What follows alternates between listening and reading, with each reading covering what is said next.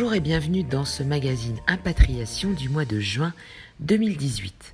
Au sommaire ce mois-ci, le 14 juin, les résultats d'une étude sur la scolarité des enfants d'impatriés, les Français qui ont peur des investissements étrangers, les touristes qui reviennent en masse dans l'Hexagone, de bonnes nouvelles pour les victimes du Brexit et enfin, Bailly Déménagement propose ses services en France et à l'étranger. Parce qu'une mission d'expatriation réussit le plus souvent grâce à l'intégration de la famille, la scolarisation des enfants reste un enjeu majeur. Les résultats de la 4e enquête réalisée par Paris21.tv et parrainée par Open Sky International, intitulée « Quelle scolarité pour les enfants d'impatriés ?» seront délivrés le 14 juin au sein de Open Sky International dans le cadre du Cercle Avenir International. Pour participer à la réunion de présentation des résultats, envoyez votre demande à info@cercle-avenir-international.com. L'an passé, 1298 décisions de création ou de rachat de sites ont été réalisées par des étrangers sur notre sol.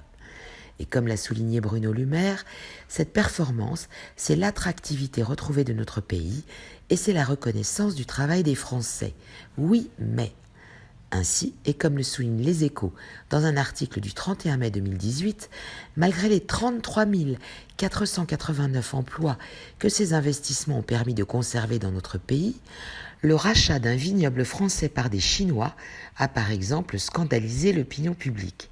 Et le Qatar provoque des sueurs froides lorsqu'il rachète le PSG. Comme l'a indiqué l'économiste Philippe Aguillon, professeur au Collège de France et à la London School of Economics, ce problème viendrait de l'inculture économique dans notre pays, soulignant que 7 bacheliers sur 10 quittent le lycée général sans avoir aucune notion macro ou microéconomique. Bref, à l'heure où selon Philippe Cagny, président de Business France, on va vivre une décennie comme on n'en a pas connu depuis 20 ou 30 ans, il serait temps de revoir notre copie et d'abandonner cette attitude passéiste à l'égard des étrangers et de leurs investissements dans l'Hexagone. Les médias sont unanimes. Le tourisme étranger battra son plein cet été. En effet, après 2 années sombres liées aux attentats de novembre 2015, le beau fixe est revenu pour l'industrie du tourisme en France. Ainsi, la France est remontée en première place du podium, avec, selon les estimations de 2017, plus de 88 millions de visiteurs, soit 5 de plus qu'en 2016. Le gouvernement a pour objectif d'atteindre les 100 millions de touristes et 50 milliards d'euros générés par cette industrie à l'horizon 2020, avec à la clé la création de 300 000 emplois supplémentaires sur l'ensemble du territoire, en métropole comme en Outre-mer.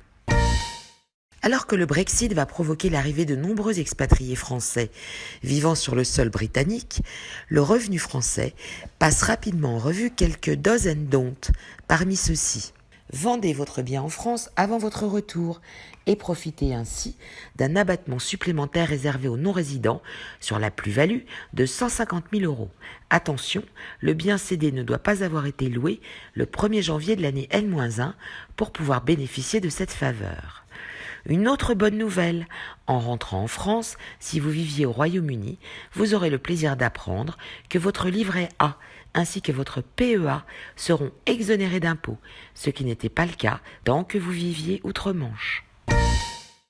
Enfin, pour les entreprises ayant besoin de services de déménagement, sachez que Bailly Déménagement propose ses services en France et à l'international, disposant de ses propres agences dans de nombreux pays étrangers, mais travaillant également en collaboration avec plus de 500 partenaires positionnés dans le monde entier.